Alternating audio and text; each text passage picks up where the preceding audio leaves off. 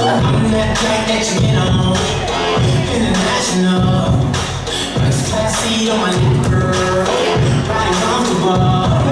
Cause I know what the girl in me, New York to Haiti. I got lipstick stamps on my passport, make it hard to me. Been around the world, don't speak the language, but you don't need to stay. All I really understand.